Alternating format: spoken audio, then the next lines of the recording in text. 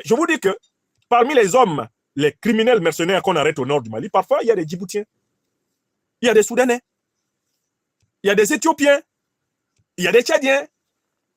Tout comme parfois, parmi ceux qu'on peut arrêter là-bas au Tchad, qu'on peut arrêter au Niger, il va y avoir des Maliens, des Mauritaniens. C'est-à-dire que le terrorisme dans le Sahel, c'est devenu une espèce de compétition sportive.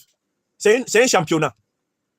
Et il y a un certain type d'individus dans toutes nos populations africaines qui sont devenus des professionnels du mercenariat terroriste.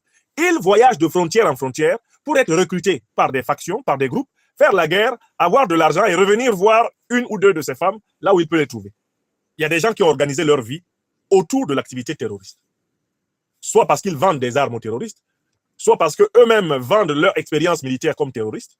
Mais ils peuvent combattre le jour pour Al-Qaïda, la nuit pour l'État islamique. Ils peuvent aller travailler comme combattants de Boko Haram. Ils sont comme des joueurs professionnels. Ils sont des terroristes professionnels.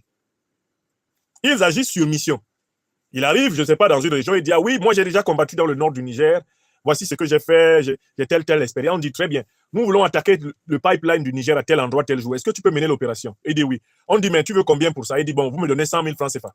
Moi, je mène l'opération. Vous me donnez, moi j'ai 5 hommes que je vous apporte et je fais l'opération. Les gars négocient les actions terroristes comme les gens négocient la livraison d'un camion de sable. La situation en est là au Sahel.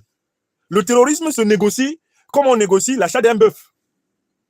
Les groupes terroristes et les chefs bandits de groupes terroristes se promènent à la recherche de chefs politiques, de chefs mercenaires qui leur proposent des opérations. Ça, ce qui rend très difficile la lutte antiterroriste, c'est cet éparpillement, en effet, des groupes terroristes et cette mixité.